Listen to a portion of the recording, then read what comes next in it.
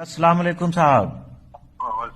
Sir हम गोपालगंज से बोल रहे हैं। असलम मुखिया साहब उपचुनाव जो चुनाव लड़े थे एमआईएम पार्टी से सर, हाँ बोलिए। उनको गोली मारकर हत्या कर दिया गया सर। आधा घंटा हुआ अभी सर। क्या बात कर रहे हैं? सर अभी बोल रहे हैं सर, सच बोल रहे हैं सर।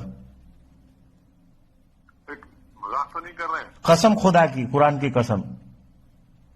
कैसा हुआ ये? पता नहीं, एक बाइक सडनली बेचारे को हम लोग वो लोकसभा चुनाव के लिए वो आज बात कर रहे थे, मीटिंग वगैरह कर रहे थे लोग, उसके बाद गोली मार दिया गया उनको। अभी आधा घंटा पहले सदर अस्पताल में उनको रखा गया है, उनके डेथ बॉडी को। अरे बाबा, हम लोगों के साथ हमेशा ये गलत ही हो रहा है सर। सिवान में जस्ट जिला जो बगल है गोपालगंज के बगल में सर, वहां पे अभी मामला शांत नहीं हुआ। एमआईएम का एक नेता था, उसको भी मार दिया गया बंदे को। फिर अब हमारे गोपालगंज के जो थे उनको भी मार दिया गया, असलम मुखिया को साहब को। क्या बोले भाई? सर हम लोगों के साथ बहुत गलत हो रहा है, बहुत नाइंसाफी हो रहा है सर। आपको सिर्फ यकीन नहीं हो रहा भाई, आप सही कह रहे हैं क्या? कसम खुदा की सर। फिर अभी बात करते हैं। जी। खबर आ रही है असलम मुखिया साहब जो हमारे स्टेट के सेक्रेटरी थे और पार्टी के गोपालगंज के बाई इलेक्शन के कैंडिडेट भी थे, उनकी हत्या की खबर आ रही है। ये बिहार सरकार और बिहार के एडमिनिस्ट्रेटिव सिस्टम पर एक करारा तमाचा है। पिछले महीना हमारे आरिफ जमाल साहब को, जो डिस्ट्रिक्ट कन्वीनर सीवान थे पार्टी के, उनको मार दिया गया। फिर असलम साहब को मार दिया गया। आखिर नीतीश हुकूमत से हम पूछना चाहते हैं कि कितने असलम, कितने आरिफ, कितने आदिल, कितने अख्तर को आप लीजिएगा जान? आखिर आपका एडमिनिस्ट्रेटिव सेटअप क्या है? क्या एमआईएम को आप बिहार में राजनीति ने करना नहीं देना चाहते? क्या मुसलमानों की एक आवाज जो बढ़ रही है आप नहीं चाहते? कभी बैरिस्टर असदुद्दीन ओवैसी साहब पे हमला, कभी अकबर साहब पे हमला, कभी अख्तरुल ईमान साहब पे हमला, कभी हम पर धमकी, क्या कभी असलम साहब की शहादत? हम शहादत को रायगा जाने नहीं देंगे। हम बिहार के डीजीपी साहब से पूछना चाहते हैं, होम सेक्रेटरी साहब से पूछना चाहते हैं, वहां के जिला एसपी साहब से पूछना चाहते हैं, आखिर आपका एडमिनिस्ट्रेटिव सिस्टम है क्या? इंटेलिजेंस है क्या?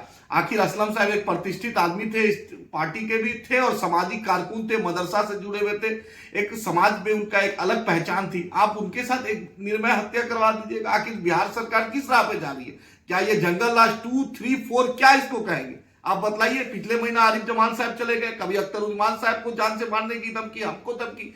क्या हम इस देश में हमें रहने का अधिकार? याद रखिएगा, हम डरने वाले नहीं है। हयात मौत का मालिक अल्लाह है, अल्लाह है, अल्लाह है।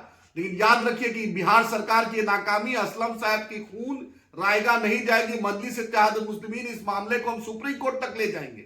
हम home ministry Delhi, home ministry Patna को भी हमने रिक्वेस्ट किया था सिक्योरिटी के लिए, अख्तर उमान साहब के लिए, कोई जवाब नहीं।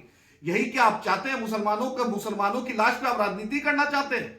हाँ, हमारे और सदमे के साथ मुझे इज़हार ख्याल करना पड़ रहा है कि एमआईएम के सारण के जिम्मेदार और स्टेट सेक्रेटरी हमारे पार्टी के गोपालगंज से उम्मीदवार रहे जनाब मुखिया असलम साहब का अभी आधा घंटा पहले जालिमों ने मर्डर कर दिया है।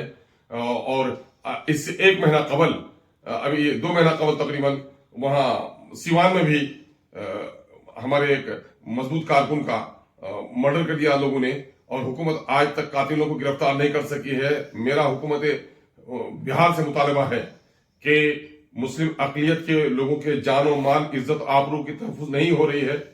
एमआईएम के पार्टी के जिम्मेदारों का इस तरह से कत्ल हो रहा है। आरिफ जमाल का पहले हुआ 2 महीना पहले, और अभी जनाब असलम साहब का हुआ।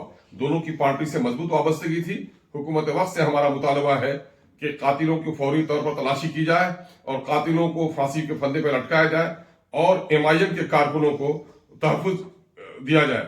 हम लोगों ने पिछले दिनों से, पिछले कई महीनों से हुकूमत बिहार के तमाम तर महकमे से, डीजीपी से लेकर के आईजी सिक्योरिटी तक, होम सेक्रेटरी तक, हम लोगों ने गुजारिश की है। मैंने मुख्यमंत्री को लिख करके दिया है कि हमारे लोग निशाने पर हैं और हमारे लोगों को तहफ़्फ़ुज़ फराहम कराया जाए, लेकिन हुकूमत ने तहफ़्फ़ुज़ फराहम नहीं कराया। वो वज़ीर आला का वादा है कि क्राइम से, करप्शन से और कम्युनिज्म से हम कोई समझौता नहीं करेंगे।